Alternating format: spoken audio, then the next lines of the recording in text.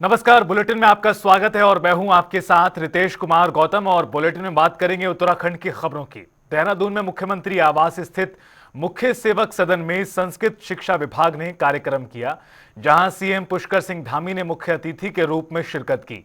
इस मौके पर सीएम ने संस्कृत शिक्षा से जुड़े 261 छात्र छात्राओं को सम्मानित किया। वहीं कार्यक्रम को मुख्यमंत्री ने संबोधित करते हुए कहा कि पीएम मोदी के नेतृत्व में भारत की समृद्ध सांस्कृतिक विरासत के संरक्षण के लिए देश में निरंतरता के साथ काम किया जा रहा है। आदरणीय प्रधानमंत्री श्री नरेंद्र मोदी जी के दूरदर्शी नेतृत्व में भारत की जो समृद्ध सांस्कृतिक विरासत है, उसके संरक्षण के लिए, उसके संवर्धन के लिए प्रतिबद्ध होकर निरंतरता से आज देश के अंदर काम किया जा रहा है। आज संस्कृत भाषा के प्रचार प्रसार के लिए भी अनेक योजनाएं देश में संचालित की जा रही है और इसी उद्देश्य के साथ नई शिक्षा नीति में संस्कृत को आधुनिक और व्यवहारिक भाषा के रूप में स्थापित करने के लिए विशेष प्रयास किए गए हैं। आज स्कूली पाठ्यक्रम में संस्कृत भाषा को विशेष स्थान देने के साथ ही संस्कृत विश्वविद्यालय को आधुनिक संसाधनों से युक्त बनाया जा रहा है, उसको सुसज्जित किया जा रहा है, हर प्रकार से नवाचार किया जा रहा है, साइंस एंड टेक्नोलॉजी के साथ उसको आगे बढ़ाने का प्रयास किया जा रहा है। एक और जहां संस्कृत साहित्य को ऑनलाइन प्लेटफॉर्म पर उपलब्ध कराया गया है, वहीं ई संस्कृत शिक्षण प्लेटफॉर्म, संस्कृत ऐप्स विकसित करने पर भी विशेष बल दिया जा रहा है। इसके अतिरिक्त विभिन्न राज्यों में संस्कृत ग्राम भी स्थापित किए जा रहे हैं, जहां लोग अपने दैनिक जीवन में संस्कृत का उपयोग कर रहे हैं। 18 फरवरी से बजट सत्र की शुरुआत होने जा रही है। यह सत्र 24 फरवरी तक संचालित होगा। अनुमान है कि सरकार की ओर से करीब 1 लाख करोड़ रुपए का बजट पेश किया जाएगा। इस पर जानकारी देते हुए मुख्यमंत्री पुष्कर सिंह धामी ने कहा कि इस बार के बजट में महिलाओं, युवाओं, गरीब और अन्नदाताओं के लिए विशेष प्रावधान होगा। देखिए, हमने पहले से ही जो है राज्य पूरी तरह से हमारा समृद्ध हो, हमारे प्रधानमंत्री जी के विकसित भारत के संकल्प में उत्तराखंड योगदान दे। इसमें युवा, महिला, गरीब, अन्नदाता, ये हमारी प्राथमिकता में है। इसके अतिरिक्त भी महिलाओं पर हमारा विशेष फोकस रहेगा, युवाओं पर विशेष फोकस रहेगा।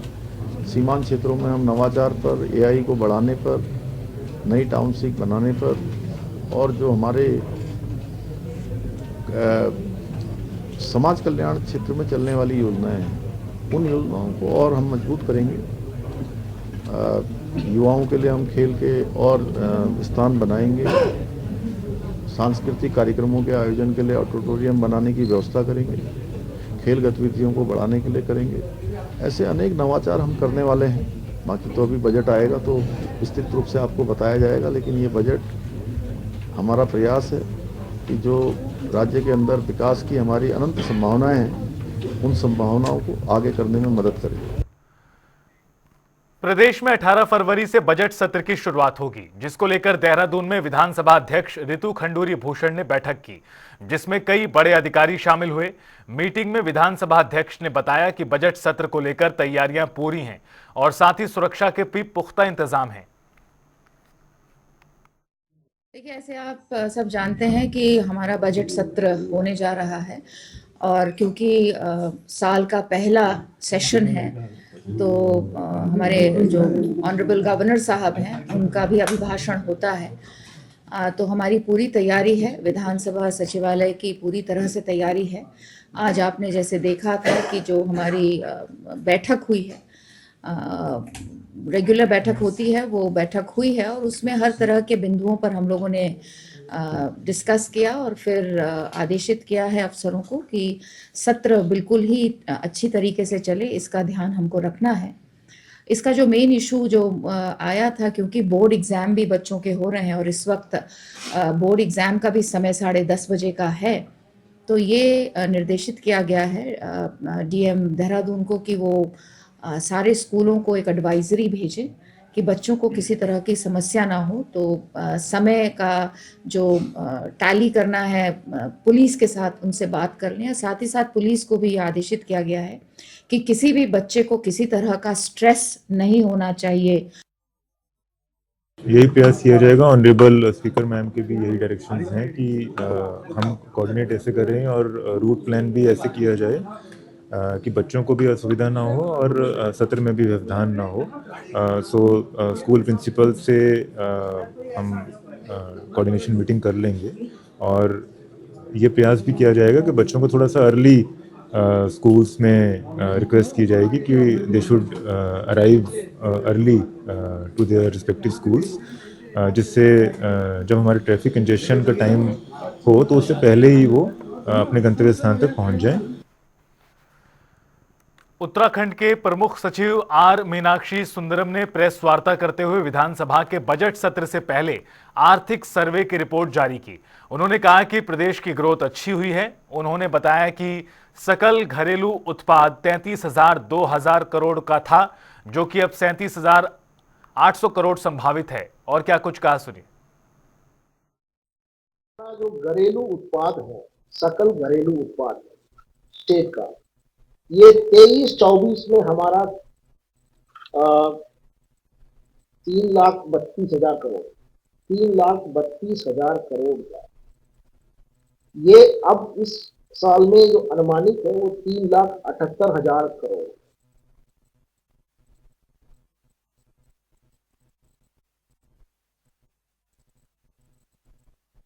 और ये हो गया आपका जीडीपी, नॉमिनल जीडीपी। दो होते हैं, एक नॉमिनल जीडीपी होता है, एक रियल जीडीपी होता है। GDP at current prices and constant prices. तो जीडीपी एट कांस्टेंट प्राइस में जाएंगे, जिसमें प्राइस जो महंगाई का एडजस्टमेंट किया जाता है उस पर जाएंगे, तो ये 23-24 में 2,04,000 करोड़, 2,04,000 करोड़ का, जो 24-25 में 2,17,000 करोड़ पे पहुंच गया। ये कांस्टेंट प्राइस है। हाँ, 2,17,000 करोड़। राज्य सरकार आदि कैलाश और ओम पर्वत की यात्रा को बढ़ावा दे रही है, जिसे लेकर आदि कैलाश और ओम पर्वत दर्शन के लिए पहली बार हेली सेवा संचालित की जाएगी। रुद्राक्ष एविएशन प्राइवेट लिमिटेड की तरफ से नवंबर महीने में हेलीकॉप्टर से सेवा की शुरुआत होगी, जिस पर पर्यटन सचिव ने बताया कि प्रदेश सरकार ने हेली सेवा को मंजूरी दे दी है। हेली सेवा की शुरुआत होने से पर्यटन के साथ साथ स्थानीय लोगों को भी रोजगार के अवसर मिलेंगे। देखिए, आदि कैलाश ओम पर्वत, इसके संदर्भ में पिछले यात्रा तो पहले से भी चलती आई है, लेकिन इसको एक हाई एंड का प्रोडक्ट बनाने के पॉइंट ऑफ व्यू से पिछले साल से हमने इसको एरियल सर्विस भी इसमें शुरू कराई है। अगर हम आंकड़ों की तरफ देखें तो 2022 के बाद आदि कैलाश ओम पर्वत की जो यात्रा है, आदि कैलाश यात्रा जिसे कहा जाता है, इसमें ऑलमोस्ट बढ़ोतरी तो हुई है, लेकिन विगत साल में ये बढ़ोतरी 3 गुना देखी गई है। तो एरियल के माध्यम से, एरियल दर्शन के माध्यम से, और पिछले नवंबर-दिसंबर में हमने कैलाश के दर्शन फ्रॉम इंडियन सॉइल ये भी हमने कराया था, तो इसको बहुत अच्छा रिस्पांस मिला है। और उसी के मद्देनज़र जो अभी कल की कैबिनेट में जो निर्णय हुआ है कि हमने MI-18 के माध्यम से एरियल दर्शन की हमने सुविधा शुरू की है, जिसमें 26,000 रुपीज़ का एक काइंड ऑफ एक कैप हमने अपनी तरफ से हम वो बेयर कर रहे हैं UTDB से।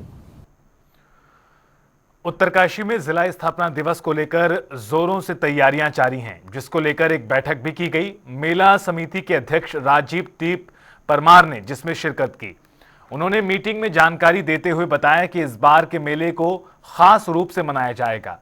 साथ ही उन्होंने कहा कि मेले में स्थानीय झांकियां और लोक संस्कृति कलाकारों को भी प्रमुखता दी जाएगी। स्थापना दिवस के उपलक्ष्य में उससे पहले जो आज मीटिंग आहूत की गई थी, उसमें आज हमारे जनपद के सभी ज्येष्ठ श्रेष्ठ बुद्धिजीवी लोग यहाँ पे आए थे।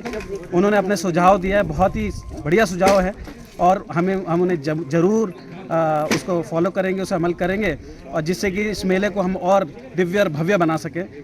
और जिसके क्रम में बहुत सारे सुझाव हैं, जैसे कि हम इस बार लोक कलाकार को हम प्रमुखता से हमको प्राथमिकता से उनको मौका देंगे, और किस किस क्षेत्र से देव डोलियाँ आनी है उसमें भी चर्चा हुई है। बहुत सारे बिंदुओं में चर्चा हुई है, और मैं पूरे विश्वास के साथ कहता हूँ इस बार जो है हम इस मेले को भव्य और दिव्य बनाएंगे। चाहते हैं कि यहाँ पर मेला होगा जो इतना बढ़िया होगा, इतना दिव्य और भव्य होगा, हमारे डुंडा गाँव में, डुंडा गाँव का नाम रोशन हो जाएगा। ऐसा मेला होगा हमारे रेणुका माता का। उत्तरकाशी जनपद स्थापना दिवस विकास मेले के रूप में वर्ष 2014 से हम लोग यहाँ पे माँ रेणुका मंदिर परिसर सिद्धपीठ डुंडा में मनाते आ रहे हैं, और इस मेले की नींव हम लोगों ने वर्ष 2014 में रखी थी, और 2014 से अपने क्षेत्र के जितने तमाम देवी देवता, हमारी जो संस्कृति है, हमारी जो परंपरा है, इसके संरक्षण के लिए और हमारे जो कल्चर हैं उसको जीवंत रखने के लिए हम लोगों ने ये प्रयास किया है, और निरंतर ये मेला यहाँ पे आयोजित होता है। यह मेला दिन प्रतिदिन, साल प्रति साल अपना भव्य रूप ले रहा है। खबर हरिद्वार से, जहां शारदीय कांवड़ मेले की शुरुआत होने जा रही है, जिसको लेकर पुलिस प्रशासन ने भी कमर कस ली है। इस कड़ी में ऋषिकुल ऑडिटोरियम में पुलिस फोर्स को ब्रीफिंग की गई, जहां पुलिस अधिकारियों को सावधानी बरतने के कड़े निर्देश दिए गए। वहीं पुलिस के अनुसार शारदीय कांवड़ मेले की तैयारियां पूरी हैं।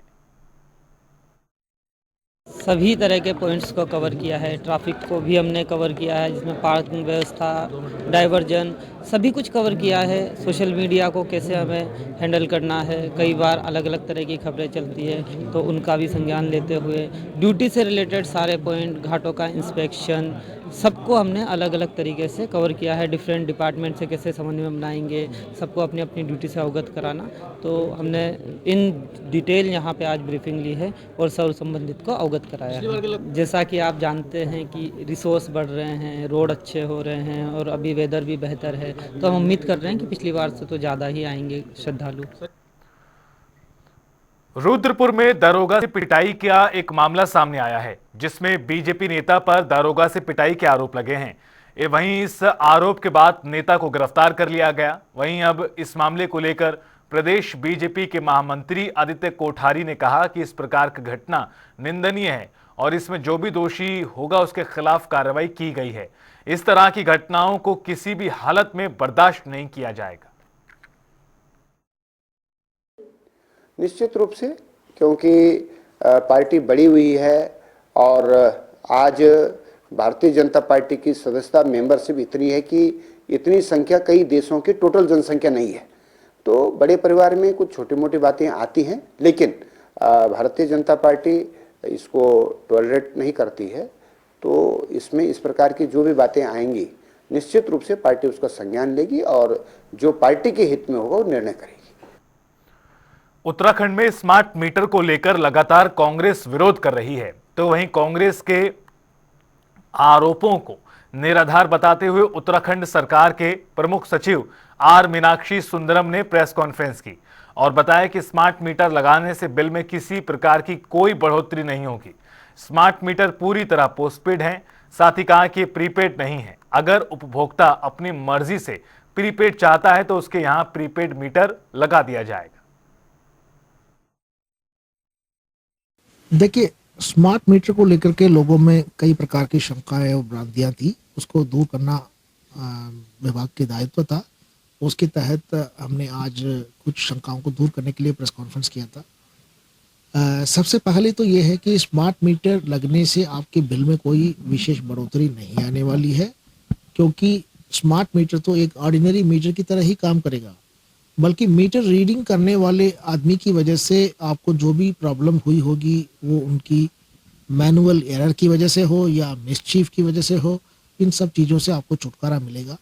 दूसरा, ये आपका मोबाइल ऐप भी इसमें बनाया हुआ है, उसके माध्यम से आप डेली का आपका जो खपत है विद्युत का, उसको आप चेक कर सकते हैं, उस पर नियंत्रण आप रख पाएंगे। और साथ में अगर आपको बजट के बियॉन्ड कुछ जा रहा है तो आपको कहीं पर अंकुश लगाना है, वो आप कर सकते हैं। तीसरा, इसमें बिजली की फॉल्ट जब होती है तो आपको विशेष रूप से कंप्लेंट करने की आवश्यकता नहीं पड़ेगी। ऑटो जनरेटेड मैसेजेस चले जाएंगे बिजली विभाग के कार्यालय में और वो तुरंत त्वरित गति से उसको अटेंड कर पाएंगे। चौथा, इसमें अभी फिलहाल हम लोग पोस्ट पेड व्यवस्था में ही लगा रहे हैं, कोई प्रीपेड व्यवस्था नहीं है, तो ये भी शंका मैं लोगों के मन से दूर करना चाहता हूँ। देहरादून के दून अस्पताल और मेडिकल कॉलेज की ओर से सर्वाइकल कैंसर के लिए वैक्सीन लाने की तैयारी हो रही है। इस पर जानकारी देते हुए दून अस्पताल और मेडिकल कॉलेज की प्राचार्य और प्रसूति रोग विशेषज्ञ डॉक्टर गीता जैन ने बताया कि भारत में हर साल 25% महिलाओं की सर्वाइकल कैंसर से मृत्यु हो रही है।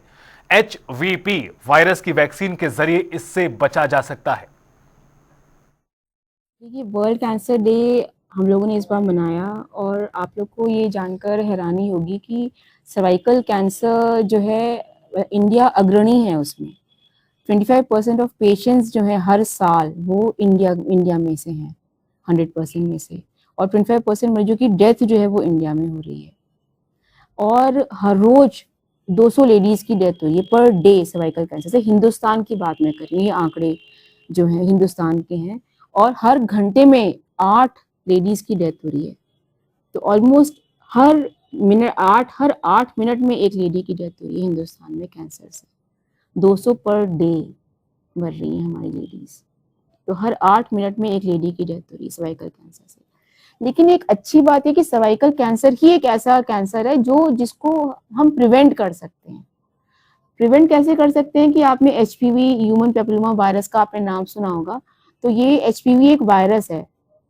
इसमें भी जो हाई रिस्क स्ट्रेन्स हैं वो हमारे 6 वैसे 13 हैं, लेकिन जो मेन है उसमें भी सबसे ज़्यादा जो खराब है वो 16 और 18 है।